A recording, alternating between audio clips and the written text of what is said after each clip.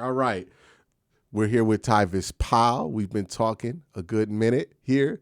I think the last time we talked TYVIS, we were talking about Todd Monken. One of the dominoes that fell because you did bring in Todd Monken is that Jim Schwartz is not going to be the defensive coordinator anymore. You're on a search to go and replace him. Now, the Browns are in an interesting position. Todd has said that they want to keep as much on the defense the same as possible. Mm-hmm.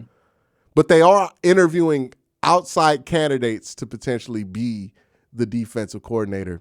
How do the Browns walk this tightrope of not changing stuff on defense, but having a new defensive coordinator? Well, it's hard. You got to get somebody that's in the same philosophy. I mean, I think we had a situation where we understand that the Browns are a man-to-man team, right? So you get a guy who specializes in man-to-man, but you also got to understand that Myles Garrett is best served as a wide nine. That's where he's Mm-hmm. been the most effective. It's not like you can go back to saying Miles had this DP, had two of his DPOY seasons as a wide nine, but now we're going to move him back in. Like that didn't make sense. So you got to understand that the guy that you get, like it's okay to get a guy who's been in the system like a Jason Tarver or something like that. Like it's okay to promote like that because he's called plays before, I think in college, and he's been in this system, so he should know it like the back of his hand. So I'm okay with that. I think it's actually become one of the most important hires. If you look at the Super Bowl with two defensive guys, you've seen defense went out there and won that Super Bowl yesterday. It was a big defensive performance. I think that the DC hire now has become like the top thing. And you got to remember that Jim Schwartz was probably the best hire that Kevin ever made. This is the best hire that we've seen in the 6 years of Kevin being a coach was Jim Schwartz from everything that he brought from not only a defensive standpoint, but from a mindset of a team standpoint. So that next guy that comes in there, like he's got some big shoes to fill. And you got to make sure that this guy is able to do that. He's got to be creative. He can't just be, I'm gonna just run everything Jim Schwartz does. He's got to have things that add to these guys' bag as well to make them better. I know they had a really good defense. It wasn't the number one defense for a reason. So you need to make sure the guy that you got in there understands the ins and outs and blah, blah, blah, blah. I can't even say the word. I can't even say it. Intricacies? Yes, I can't I ain't even got it say them. either. I I can't ain't even got say it. intricacies. It's of tough. of the defense, and yeah, that's going to be very important now. Yeah, I think the big thing is one, you got to get buy-in from the big fella, right? You got to get Miles to buy in He to definitely got whatever to you have got. it. Yes, it's got to be Yeah. stamped by Miles. And I think like what's interesting about this is the Browns are trying to establish a defensive identity, right? Like it's not really crazy what they're doing because like Baltimore's done it before and Pittsburgh does it where they don't want to change their identity defensively. Like Baltimore, through multiple coaches, has run the same defense. Through Mm. multiple defensive coordinators, has run the same defense. And you look at what they did with Jesse Minter. They brought in Jesse Minter and Weaver, two former guys who were at Baltimore before, to run their defense again, right? So, and in Pittsburgh, I mean, notorious for this, right? Like it's always been the same kind of defense in Pittsburgh. Mm. So the Browns are saying, like, this is, as long as we got Miles, this is what we're going to be in, right? We're going to be in attack 4-3. You know, maybe we could be in the wide nine alignment. Maybe we can't. But we're going to want to have some man. We're going to want to play an aggressive style from the front, right? And if you look at how they've stocked this defensive line, it makes sense to be that way, right? You don't spend a top 5 pick on Mason Graham if you're going to be more conservative with your 3 techs, right? Like you want them to be attacking. So I get that they want to keep that. I just wonder, like, when the job comes with, it does come with Myles Garrett and Denzel Ward and one of the best defensive rosters in football, but it also does come with like a lot of coaches that are staying, right? Like 2 of which who interviewed for this job. Right. And I wonder, how do you balance that part of it? And if you're the Browns, like, how do you avoid not having another Jim Schwartz situation happen with these position coaches? Well, I think it's too late in the game for them to go somewhere else. I think other jobs have been filled, so that kind of makes it hard. I think you got what the Raiders and maybe the Cardinals that's still looking, but everybody else is kind of filling out their staffs.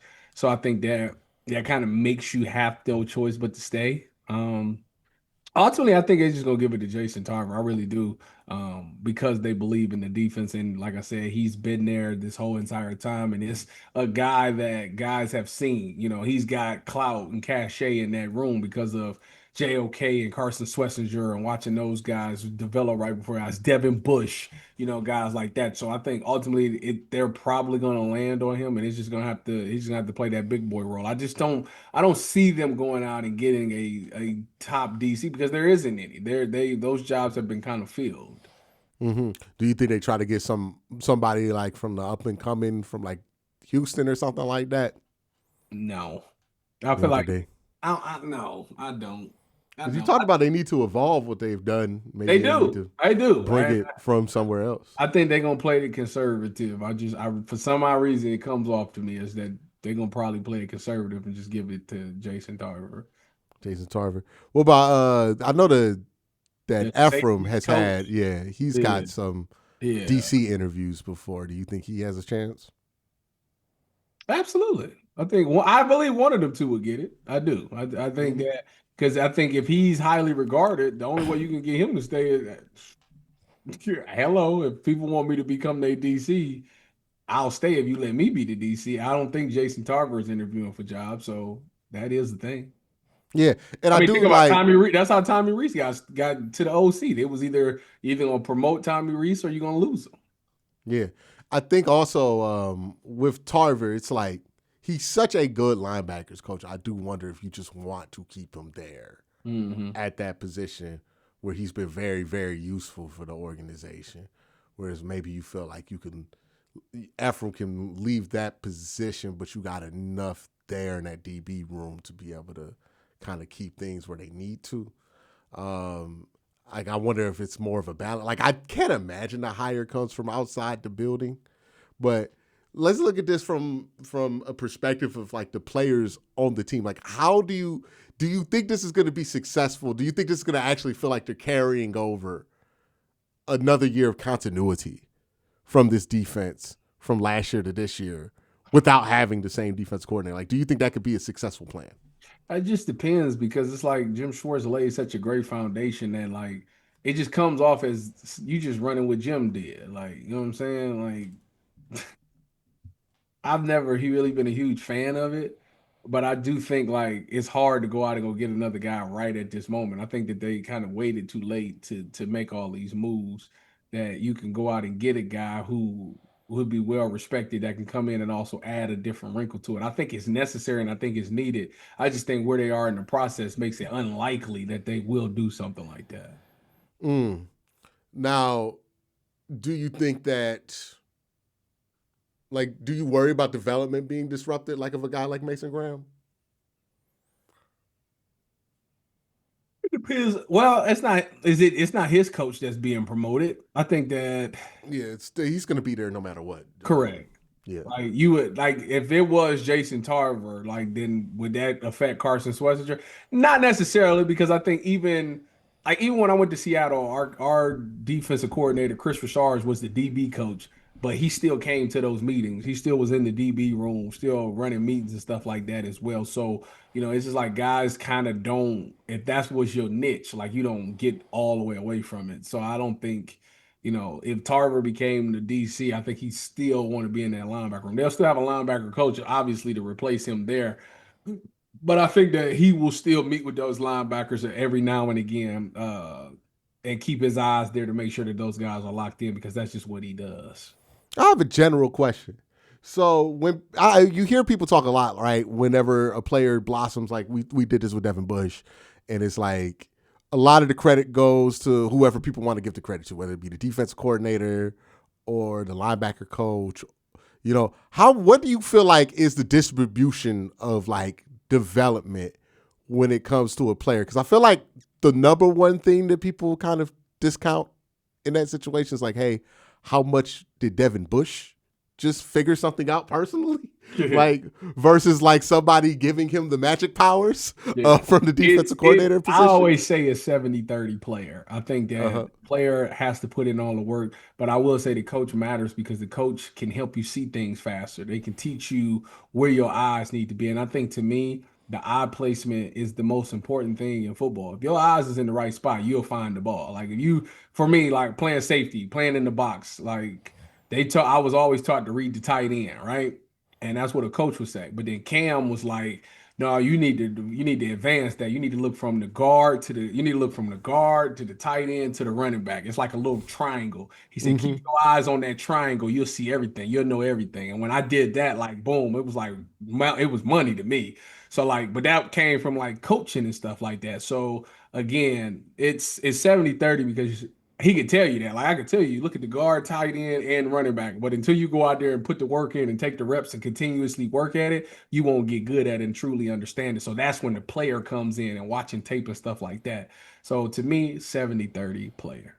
That makes a lot of sense because you got to see.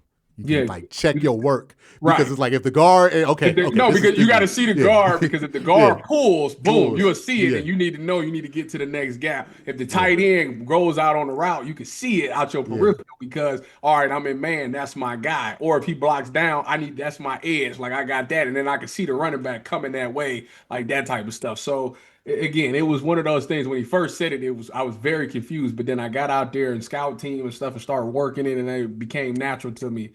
And like that type of stuff, like again, that's help me. Talk to you guys real quick about Sleeper, the app for daily fantasy, regular fantasy.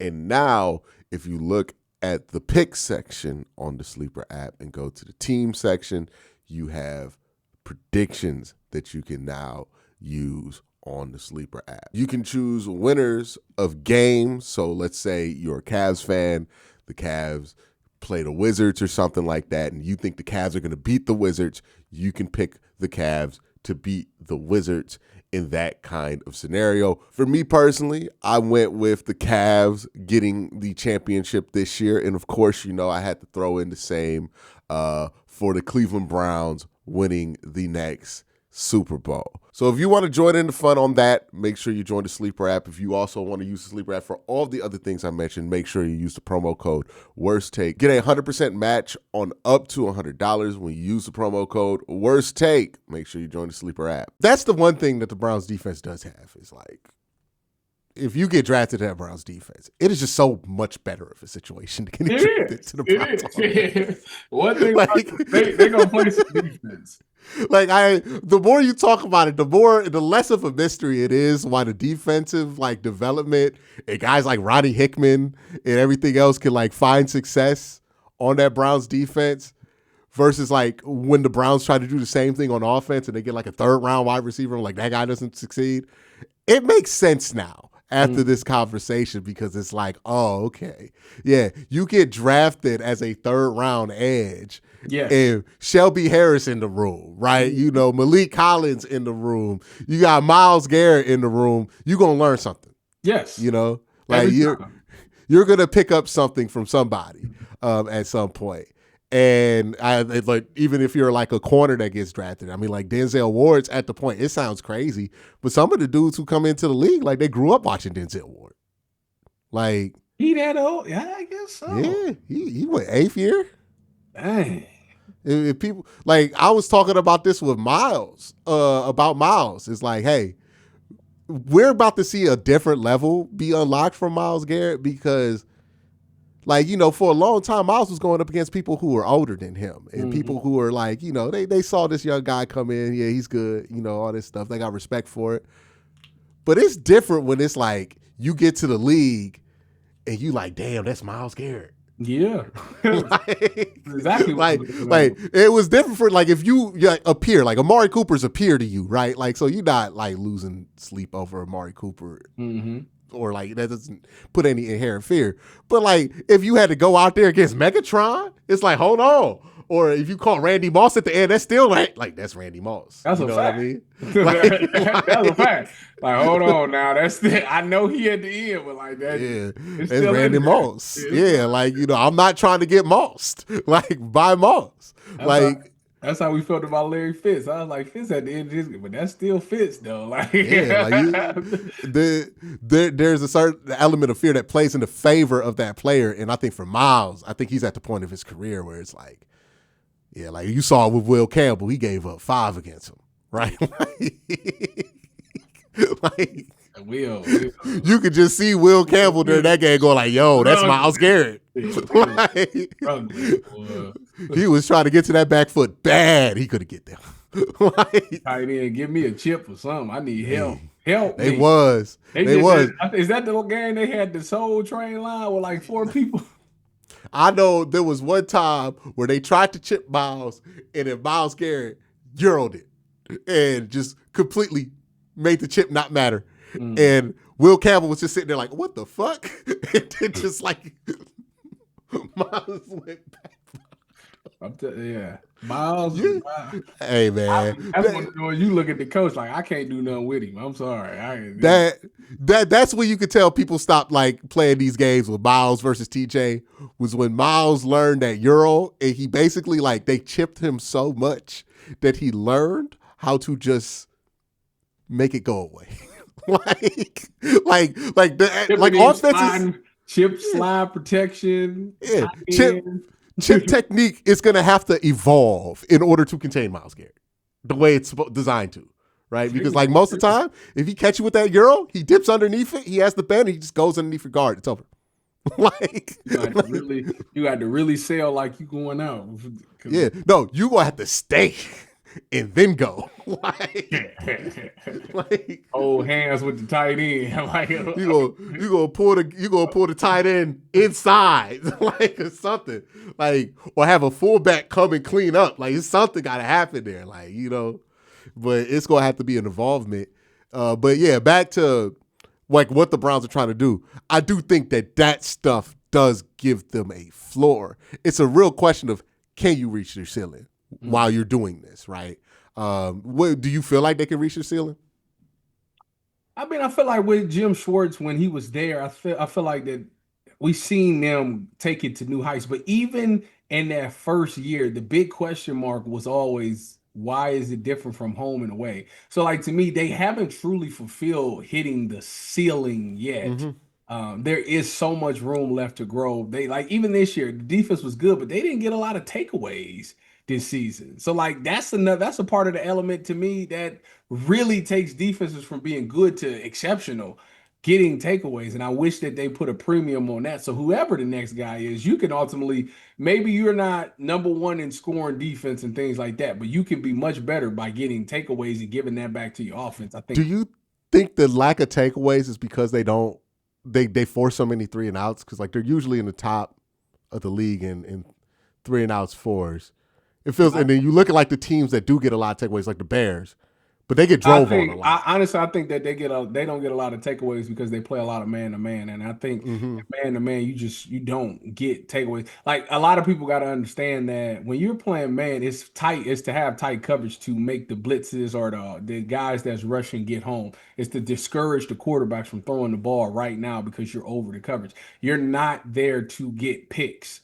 Like it's just too hard. Like you're backwards. You got to turn around, get in phase, then be able to turn your head around. And these receivers is just too good. If you want picks, you got to play zone, and we're just not really that good at zone. So that's why, to me, I feel like we don't get a lot of picks.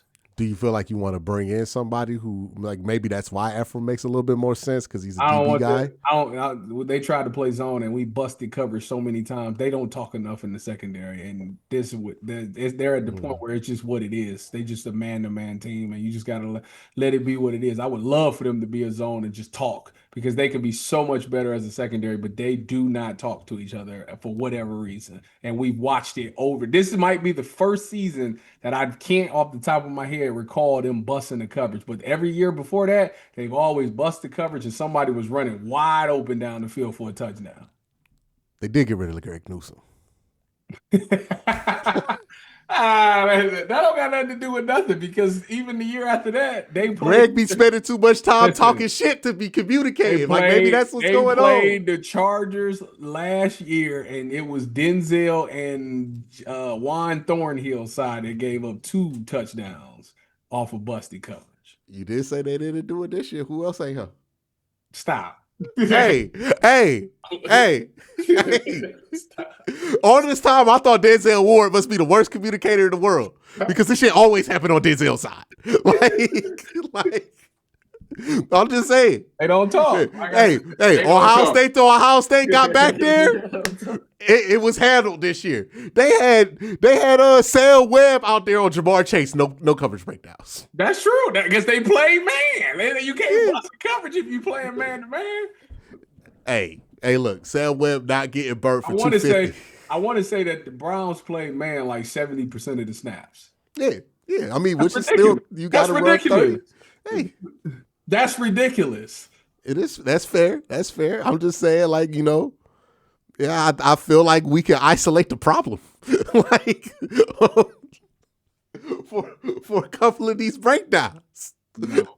Hey, look, Greg, we did bust coverages this year, right? Greg get traded to Jacksonville. Man. They play man. Okay. You can't bust coverage, man. You still got 30%. They've been playing 70-30 last 3 years. That's what I'm saying. Look. They've been playing 70-30 last 3 years, right? That's been the percentage. I think they were closer to 50-50 Jim's first year here, but it's been 70-30 pretty much last 2 years, right? 2024, you saw coverage bust. In them 30% that they was in zone, you saw coverage bust in them 30%. Greg Newsome, you end endo coverage bust. Greg Newsome get traded to the Jacksonville Jaguars. I could count at least 4 times he was part of a bust. Okay. Juan Thornhill goes to the Pittsburgh Steelers. I could count about 3-4 times. Last year, when he was part of a bust. Well, like, he didn't play like that, I feel like. Didn't he get cut? That's what I'm saying. He didn't play like that. And when he was out there, he was busting coverage. And yes, he did get cut. Okay? Like, that all makes sense. Like, well, now you know. I thought it was Denzel for a long time because it was always on Denzel's side. It was. But it ain't happened this year. Like, yeah. Like, I'm like, it might not be Denzel. They played too much man to be busting coverage. Like, all this time, like, man, we being mean to Greg Newsome. I'm like, maybe it was Greg. Like, because Tyson Campbell got here, people talking about he bust coverage. He was fine. No, he didn't, because all they played is man. He was cool. Man. Yeah. He was good. And then with the 30%, he was solid in 30%. Okay? He was solid in that 30%. Figured out we cracked the Da Vinci Code. Hey, look. Just maybe the fans were right about Greg and Juan. Like, they just hated all the dancing. That's what they hated. Hey, look, they weren't right. The work wasn't right on the math test, right? But they did have the right answer. Like, the same thing with Jed Wills, where I'm like, a lot of the people complaining about Jed Wills posted a lot of clips that weren't really Jed Wills' fault. But it's shit. But if the conclusion was Jed Wills needed to go, I mean, yeah, it was not a wrong conclusion to come to. They gonna bring him back. Yeah, look, do I think that everybody on Twitter complaining about them people had a sound understanding of what safety and DB responsibilities are like in the slot? No. Do I think they ended up having the right answer? Hey, look. Yeah, a bit, yeah. It might have took us a while, but yeah, eventually. Yeah, we was behind because we trying to solve this shit with football. They like, no, the vibes suck with them too. Like, we like, you got to understand this and that. They like, nah, he dancing. I hate him. Like, sometimes it end up like that. Shout out to Jacksonville. I ain't seen him dance one time. Oh, he been dancing. I've been hearing about it, TYVIS. They mad at him. They sick of him too. Okay. Dang. They can't wait to let him go in the offseason. I might say he's a free agent this year, right? They ain't signing him. It's over with. He gonna have a tough time finding a job too because there's so many receivers that hate him. like I saw Rashad Bateman almost fight him. I'm like, dog, Rashad Bateman? He gonna go to Pittsburgh or something. You ever have a teammate? Well, I mean, you played with Richard Sherman, but like You ain't like you have a teammate to talk so much stuff. You like, hey man, like this is crazy. Like, Sherm wasn't like that no more. When I met Sherm, he wasn't talking like that. I wish. I tell him all the time. I wanted to meet the dude in 2013. That's the dude. The sorry receiver Michael Crabtree Yeah, I guy. want to meet that guy. I Did don't you know. ever play with somebody you like, hey man, stop. Talking so much crazy. Yeah. I think heck, part of the time it was me. Yeah. Not off the top of my head. I don't think I remember nobody saying too much crazy. Was there ever a wide receiver in the league while No, you were there that had them reputations where it's like, all right, man, I can't wait to shut him down because he talked too much shit? I ain't never hear it. I always wanted somebody to say something to me. Ain't nobody ever say nothing to me. Is it like because like Jawan Johnson apparently is like that, like I know. because Shelby Harris. I wish I would have been in San Fran when he was there, so I know because Shelby is really Hey, upset by this dude. to come out and say he's a bitch and I want that known. Like, and that was even the most disrespectful thing. To tell somebody that I understand why you got punched in the nuts is crazy. like you were saying, I understand why somebody decided to do the most dishonorable thing you could do to a man in athletic competition. No, he said he deserved it. Like, yeah, Shelby did not hold back on that one. It is not like Shelby ever does this. Yeah, Shelby, he pretty. I want to know what was said. I want to know what was said. It was during the injury. Miles Garrett was like, that boy wasn't raised right. Yeah, I want to know what he said because he really ruffled some feathers. Him and Greg Newsome are free agents this year. And I wonder how that goes for both of them. Jennings is a free agent? Yes. Mm. Hey, you want to bring him in? Be our vet in the room? He come here. He come Look, here. I just need to know how that goes because I think that sometimes when you have that level of reputation, you become hard to bring on. Like, because Chauncey Gardner-Johnson's another one who bounces around a lot because of that. This might be the end for him too because he done bounced around too much too. Mm-hmm. Yeah, Cortland Finnegan. His wife. No, is it his wife? No, it was what's the other dude? What's the corner from Tampa Bay? He played off man. They said it was his wife that was like got him out the league because she wouldn't stop tweeting. Oh, what is his name? I can't think of it. Cromartie? No, he was a productive corner, a little short corner. He played off. It's like 5'9". What years? This would be like 2010s, maybe 2011s. What is his name? Her name nicknames that you're like, hey man, somebody gave you that and you couldn't shake it. Like Booger McFarland. Booger. Like worst thing too. I'm like every time I see him, I'm like couldn't imagine calling him anything else. Booger McFarland. Yeah, Booger McFarland or was it Kool-Aid McKinstry? Yeah. Back in the day, what's his real name? Good Quincy. Kool-Aid McKinstry. Yeah. Oh, there was another one. He just came out of Alabama, right? No, Sauce. And it is who else? He had a crazy name. Was it Kool-Aid? Kool-Aid is the craziest one. Kool-Aid. Oh no, I'm thinking about he was like a DB coach in Green Bay. Clinton Dix. Oh, yeah. He was a DB in Green Bay. Yeah. He coached over there too. I think he coaches now. Clinton Dix a coach now? I think he was a coach. Yeah, I think he had Alabama. He was at Alabama for a little bit as a coach. Yeah, let me look that up. Make sure I'm right. Make sure I ain't giving false information out. But I'm pretty sure he coached in the league somewhere. Good for him. Yeah. Okay, so he is the director of player development at Alabama now. Oh, that's a good spot for him. Yeah. Clinton Dix. I think his name was Hashan. Yeah, I think that's correct. It was the craziest nickname you've ever ran into. Just I like that though. Or is there anybody who's like, because like there's how many players in the locker room percentage wise have a name that the public calls them that's not their first name? I'd probably say like 25%. How many times in your football career have you heard somebody be called by their government and you was like, who?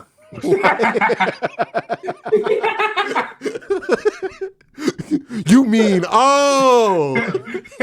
that's it. Be like, that's your name. That does happen. That happens often. You get that program, you're like, that's his name. I had Derek. No idea. I just learned that Sonny Styles' real name is Alexander. Yeah. Like I had no idea. I'm like, well, where did Sonny go? When do athletes pick stage names? I need to know. Like, when does this happen? When did Derek Watson decide to be Deshaun? I still want to know that. I wish somebody in the media would ask him that question. Please find out why he wants to be called Deshaun and not Derek. I think he would be glad to answer a question of that variety, right? Yeah, I mean, all the other things, all the other 1,000 things everybody will ask him. Cases, are you cooked? That's all he be answering. Yeah. Like when does that happen? Because like it's like he was in Clemson before we knew him. He was Deshaun Watson. If I'm sitting at the program and I see Derek Watson, who the heck is Derek Watson? Do you ever think you should have changed your name before you went to Ohio State? You know, maybe. No, nope. I'm cool with what you should have been Terrell Powell. I'm cool with the TYVIS, man. We gonna find out TYVIS been lying about his first name. Is that gonna pop up? Never. No, it's so crazy. It's always dudes from the South too that hit you with that. That's a fact. You know what I mean? Like, we don't do that up north. We just be like, whatever your name is, maybe your middle. Maybe your middle. Like, if you got a crazy first name, like if you're Chester or something like that. Cornelius. You know? Cornelius John Wayne. You John. I got a homie named Cleophas. He would never go by that. His name is just Cle. Yeah, cleats. Like, you know, see? Like, Cleophas. The first I said Cleophas. It's Cle. I see why. That's like an island name, isn't it? It's like that, Carlton. I don't know. I never asked the backstory on it. I left it at just Cle and never asked any more questions. That's what we need to do a special on that one time. Just like have all the NFL players who don't go by their first name explain what it is. Julio's name was ridiculous. I can't even remember what it is. Oh yeah, I gotta look that up. Julio. Yeah, like Julio's name ain't Julio. I found out Julio's name really ain't Julio. I said, really? Yeah, that man name. You ain't gonna be able to say it. It's something ridiculous. Quintorris Lopez Jones. Quintorris Lopez Jones. Yeah, it's so ridiculous. That is when people fucking around with my name. That's what they call me, Quintorris. Like, Quintorris Lopez. I see why he went by Julio. In Foley, Alabama. Julio is what it is. He said, well, I don't even know where the Julio came from. I don't either. Well, I think I understand it. He was in the middle of Alabama with the name Quintorris Lopez, and they just settled for Julio because that's Spanish too. I ain't saying all that. Julio. All right, Quintorris Julio. God damn it, come here, play this. Catch that ball, Julio. That's a fact. We gotta find the backstory behind that. I'm shocked nobody ever asked him about it. He might not be open to it. Like, gotta tell the story. Hey man, somebody gotta ask the question. I don't know if I would have asked Julio Jones in his prime. Hey man, why you don't go by your real name? Like, what's wrong with Julio? What's wrong with Quintorris? I don't think anything's wrong with it, but if Julio thinks something wrong with it, where Quintorris at? Look, I don't think anything's wrong with that name, but if Julio thinks something wrong with that name, I've seen him use his hands off the line. Okay? Like, them hands quick and strong. Okay? Like, I'm good. I'm not trying to break a press. Like, but TYVIS, appreciate you being on there. Next time you do run into Julio, I need you to ask that question. I am gonna ask him. You go straight up, just ask him. And I will bring back the report. I appreciate you. All right, man. Y'all have a great day. Have a better night. Peace.